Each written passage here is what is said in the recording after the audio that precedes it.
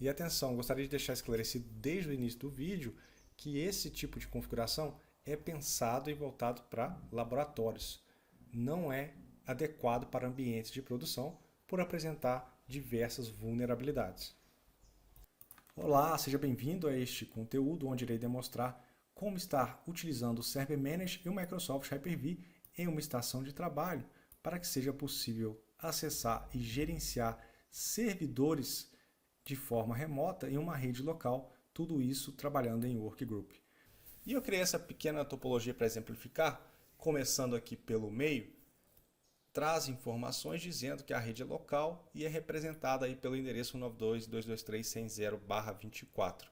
Acima temos uma estação de trabalho com o Windows 11 Pro e serviços como o Server Manager e o Microsoft Hyper-V instalados. Importante aqui é que essa máquina está em Workgroup e o perfil de rede do Windows está em modo privado. Abaixo então temos um grupo de servidores, ao total são 4 servidores e todos eles estão com o Windows Server Core 2025 Data Center.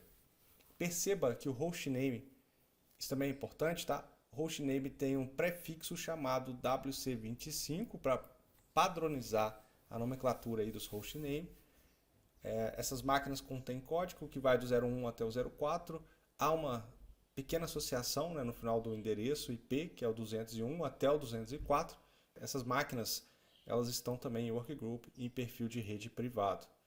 Importante aqui também é ressaltar sobre os usuários. Todas as máquinas possuem credenciais similares. Dá para fazer diferente? Dá, mas para facilitar o laboratório. E já deixando bem esclarecido no início do vídeo, eu não irei provisionar máquinas, instalar sistemas. Essa estrutura já está toda pronta e preparada para receber esse tipo de configuração, que é de fato o objetivo do vídeo. E trazendo um rascunho aqui do passo a passo, inicialmente eu vou estar no Windows 11, vou fazer a instalação do gerenciador de servidor, depois vou habilitar o gerenciador do Hyper-V, depois vou pegar e adicionar IP e hostname em hosts de cada servidor e posteriormente vou criar uma relação de confiança entre os hosts e alterar o perfil de público para privado. Na metade do vídeo eu vou percorrer por estes servidores apenas para mostrar as configurações, né? E por último vou adicionar esses servidores ao gerenciador de servidor e ao gerenciador do Hyper-V, fazendo também uns testes para comprovar aí que a configuração foi validada. Vamos iniciar então a instalação dos recursos RSAT, ou seja, do gerenciador de servidores. O comando para instalação seria esse, Get Windows Capability. Eu não vou ficar escrevendo aqui o comando, principalmente quando é grande, só chama atenção porque eu coloquei aqui o RSAT com o caractere coringa e ele vai instalar todos os serviços do RSAT, e isso vai demorar. Retornando aí com a gravação, a instalação aqui deu tudo certo e vamos agora para a habilitação do Hyper-V. Então, menu iniciar, escreve recursos, que vai aparecer a opção ativar ou desativar recursos do Windows. Vamos aqui procurar pelo Hyper-V e habilite aí, tudo marcado. Vou dar um OK. Ele vai pedir para reiniciar o sistema. Pronto, agora com o sistema já retornado da reinicialização, a gente pode perceber no menu iniciar aqui, digitando o gerenciador de servidores, que tudo está devidamente instalado. E agora também, deixa eu ver aqui o gerenciador do Hyper-V. E agora o próximo passo é editar um arquivo chamado hosts, que fica no diretório c:/system32/drivers/etc. Primeiro, antes de abrir esse arquivo, vamos dar um propriedades e na aba de segurança e editar, selecionar usuários, dar permissão de controle total, modificar e gravar. Vamos aplicar. Ok. Agora sim eu posso abrir esse arquivo e editá-lo com bloco de notas mesmo. E vamos criar uma associação entre os hostname e os seus respectivos endereços IP. Então ficaria o seguinte: primeiro eu vou colocar o IP 192.223.100.201, aqui é a 02, aqui é a 03 e aqui a 04. Pronto. O que eu tenho que fazer nesse arquivo é basicamente isso. Posso estar salvando esse arquivo, fechando. Caso queira dar uma conferida, abra novamente. Agora, a próxima etapa é criar uma relação de confiança entre esse host, a estação de trabalho no caso, e os servidores que serão acessados e gerenciados remotamente. E para isso vou executar o gpdit.msc, vou vir em configuração do computador, em modelos administrativos, componentes do Windows, vou apertar a tecla W para jogar lá para baixo, vou vir em WinRM, Windows Remote Manager, vir em cliente e selecionar hosts confiáveis. Aqui eu vou habilitar essa configuração e como os hosts dos servidores eles têm um padrão que seria o WC, vou estar utilizando aqui o WC e o caractere coringa asterisco para dizer que tudo aquilo que começa com WC será considerado confiável. Então apliquei essa configuração e agora posso prosseguir para a próxima etapa, que seria configurar o perfil de rede. Vamos colocar ele no modo privado. E pessoal, eu conheço pelo menos 3 formas de estar alterando o perfil da rede. A primeira é mais fácil através de configurações. Você vem em rede e internet, vem em propriedades e aqui já vai ser possível você estar alterando aí para a rede com perfil privado.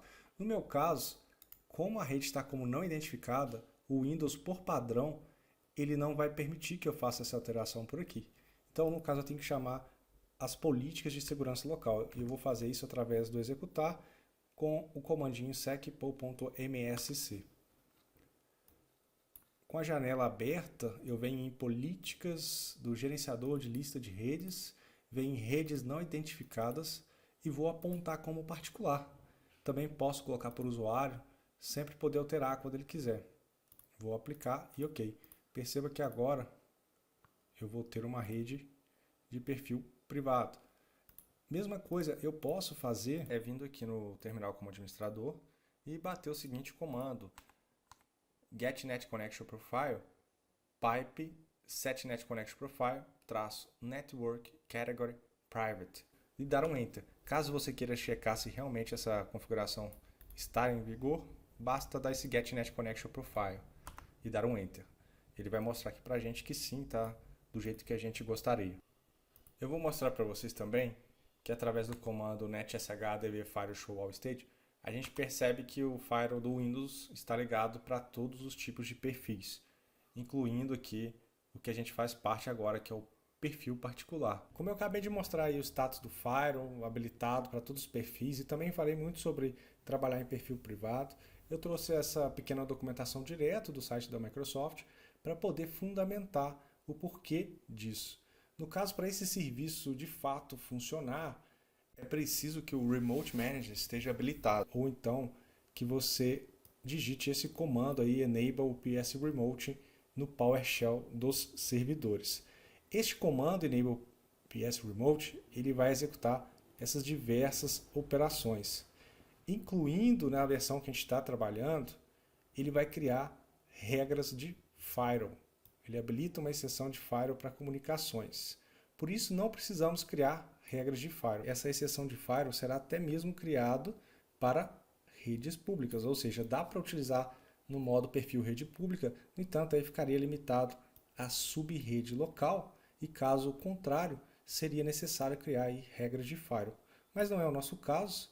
Fique então sabendo aí que até mesmo com rede pública seria possível nessa versão aqui do PowerShell que eu estou utilizando, ou seria o PowerShell 5.1 por padrão, porque eu não apliquei atualização, mas se você atualizar, provavelmente vai lá para o 7.1 e também acredito que seja a mesma coisa.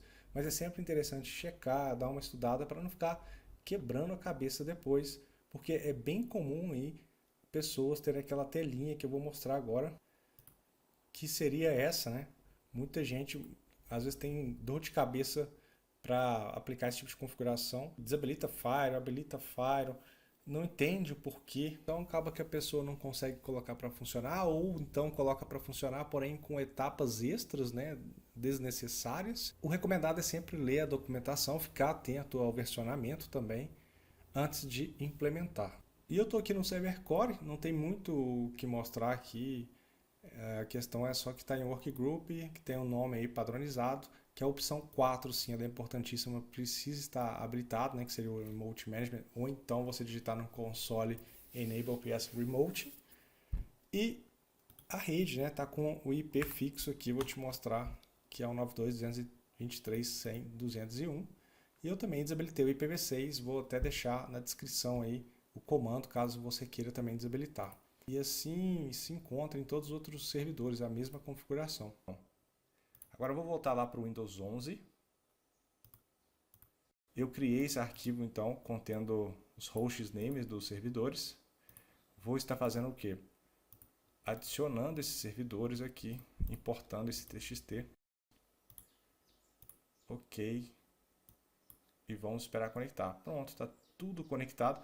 Por exemplo, o WC2501 ele ficou com rede trabalhando em perfil público. Vamos alterar para privado. Aquele comando que a gente já conhece, que é o GetNet Connect Profile, Pipe, SetNet Connect Profile, etc e tal. Pronto, vamos visualizar aqui GetNet Profile. Pronto, está em privado. E você vai perceber no painel esquerdo é que o Hyper-V está instalado.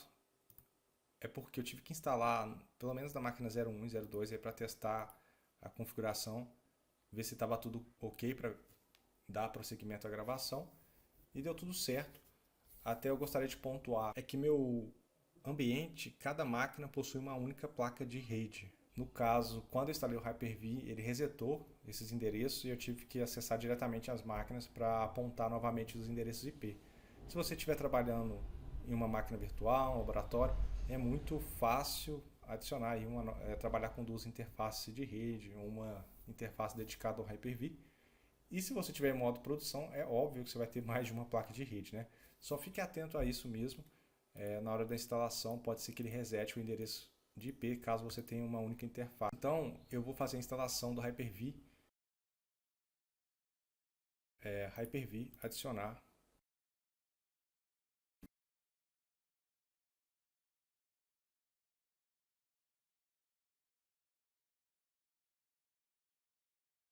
Retornando agora, após a instalação do Hyper-V, deu tudo certo, tanto para a máquina 3 quanto para a máquina 4. Agora todas as máquinas aí possuem o Hyper-V.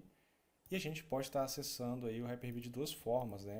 Uma com o botão direito, gerenciador do Hyper-V. E a outra opção seria usar o gerenciador do Hyper-V instalado na máquina em si, não através do gerenciador de servidor. WC01 e vou conectando os demais.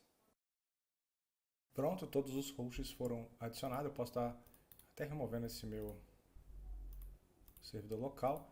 E como teste, eu vou criar uma nova máquina virtual aqui. Ela vai chamar VM WC2503. Geração 1, avançar. Aqui eu tenho que colocar pouca memória, 256 de memória.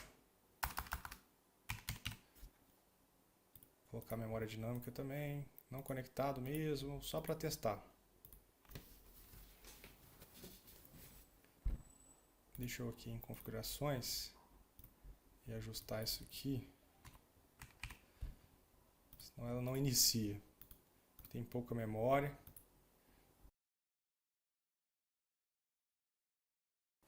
Aí, está funcionando perfeitamente. Eu vou fechar aqui. Vou encerrar. Desativar, né? Agora abrindo pelo gerenciador do Hyper-V instalado no Windows, percebe-se que ela já sincronizou, que ela está aqui também. E agora, como teste extra, eu vou adicionar uma outra VM que eu tinha criado fora do escopo e ela está em domínio. Vou mostrar que funciona também, que seria a WC2505 localizada. Vamos ver aqui, está adicionando e está lá. E veja que eu até consigo também acessar, né, os serviços, os usuários e computadores do Active Directory. Então é isso, espero que tenha valor aí para pessoas que estejam procurando esse tipo de configuração.